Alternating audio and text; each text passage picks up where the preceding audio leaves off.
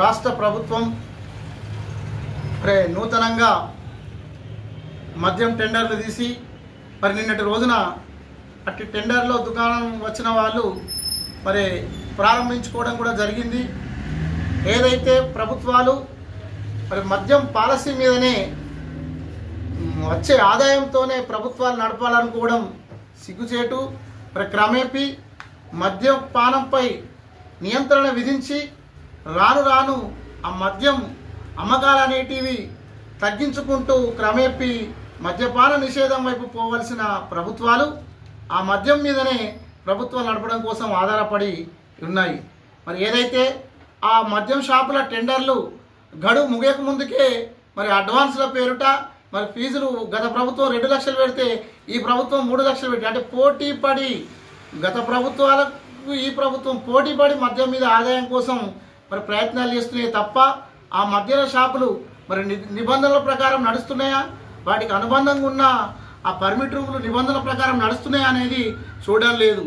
ఈ బెల్ట్ షాపులు విచ్చలవిడిగా ఏ ప్రభుత్వం అయినా ఎన్నికలప్పుడు మేము అధికారంలోకి వస్తే బెల్ట్ షాపులు పూర్తిగా బంద్ చేస్తామని నినాదం పెట్టి ఓట్లు దండుకున్న తర్వాత విచ్చలవిడిగా బెల్ట్ షాపులను నిర్వహిస్తున్నారు.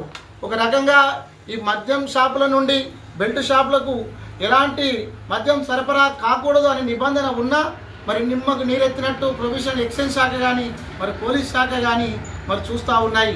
ఏదైతే ఈ మద్యం షాపులకు అనుబంధంగా ఆ పర్మిట్ రూమ్లు అవి 100 స్క్వేర్ యార్డ్ అంటే మించకూడదు అనే నిబంధన ఉన్నా మరి విచ్చలవిడిగా ఒక బారు షాపులను తలదన్నే విధంగా ఈరోజు పర్మిట్ రూమ్లు నిర్వహిస్తూ ఉన్నారు. అందులో కుర్చీలు బెంచీలు వేసి ఫ్యాన్లు పెట్టి అంటే ఒక మనిషి పొద్దుగాల పోతే సాయంత్రం దాకా కూడా అందులోనే గడిపేటట్టు అందులో తినుబండారాలు ఏదైతే ఈ నాన్ వెజ్ అమ్మకూడదని నిబంధన ఉందో దాన్ని తుంగలో దొక్కుకుంటూ ఈ ఏదైతే చిన్న చిన్న ప్యాకెట్ వస్తువులు మాత్రమే అమ్మాలనే నిబంధన ఉన్నా దాన్ని తుంగలో దొక్కుకుంటూ ఈ మద్యం అమ్మే వ్యాపారులు మరి కేవలం జనాన్ని ఆకర్షించాలి, వాళ్ళ షాపుల్లోనే వాళ్ళు పొద్దంతా గడపాలి, వాళ్ళ జేబులు గుల్ల కావాలి, వాళ్ళకు జేబులు నిండాలి అనే విధంగా మరి ప్రభుత్వ నిబంధనలన్నింటినీ తుంగలో దొక్కుకుంటూ షాపులు నిర్వహిస్తూ ఉన్నారు.